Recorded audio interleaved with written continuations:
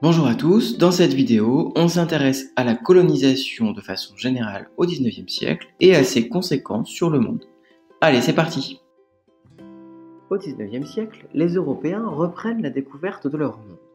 De grands explorateurs, comme le Britannique Livingstone ou encore le Français Binger, se lancent alors à la découverte de terres encore inconnues jusque-là, en Afrique, en Asie ou en Océanie, succédant ainsi aux grands explorateurs des 15e et 16e siècles. Ces explorateurs partent pendant des mois à la découverte des territoires, mais ils ne partent pas seuls.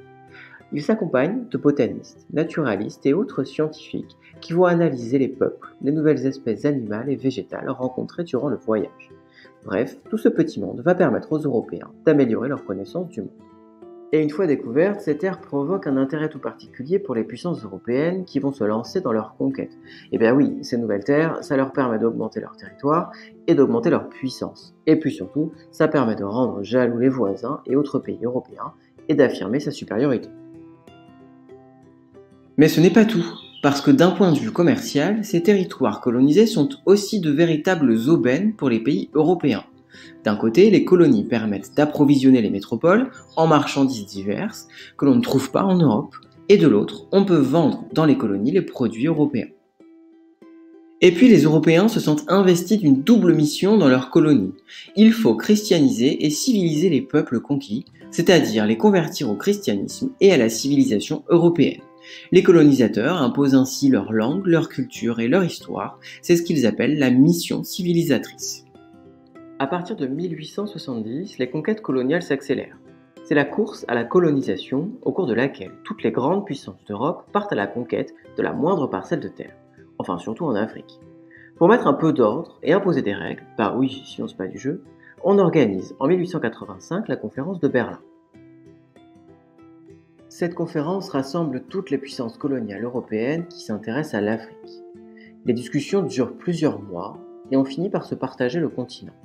Les Européens tracent alors les frontières du continent, sans jamais se soucier des peuples africains qui ne sont pas conviés à cette conférence.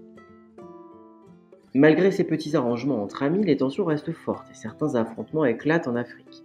En 1898, les Français et les Anglais se disputent le contrôle du Soudan au profit des Anglais. En 1905 et en 1911, l'Allemagne menace à son tour et à 2 reprises les possessions françaises au Maroc, mais sans succès cette fois-ci. Et c'est bien le Royaume-Uni et la France qui sont les 2 principales puissances coloniales du 19e siècle.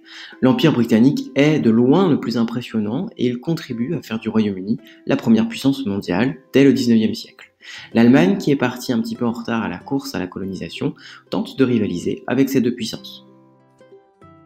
Et oui, parce qu'on l'a dit, ces colonies, elles représentent un intérêt fort pour les pays européens qui peuvent les exploiter de 2 façons.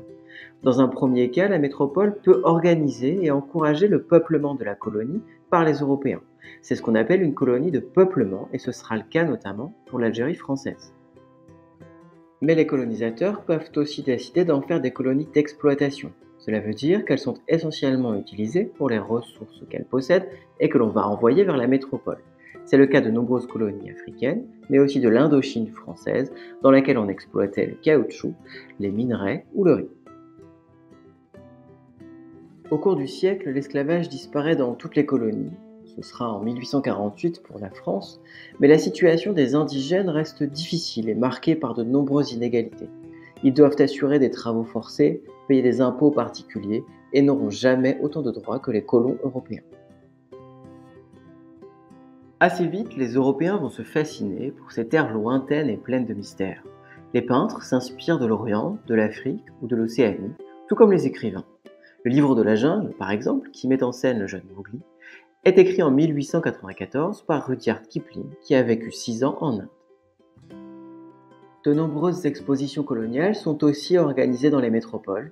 Elles permettent aux puissances européennes de présenter la grandeur et la richesse de leurs empires. Elles connaissent un grand succès, comme celle de Paris en 1931, qui accueillit 8 millions de visiteurs venus accomplir le tour du monde en un jour, selon le slogan de l'époque. Ainsi, les Européens poursuivent au XIXe siècle la colonisation du monde. Ces colonies fascinent, mais provoquent aussi des tensions entre les grandes puissances d'Europe, car elles représentent de nombreux atouts. Elles joueront d'ailleurs un rôle important lors de la Première Guerre mondiale, mais ça, c'est une autre histoire.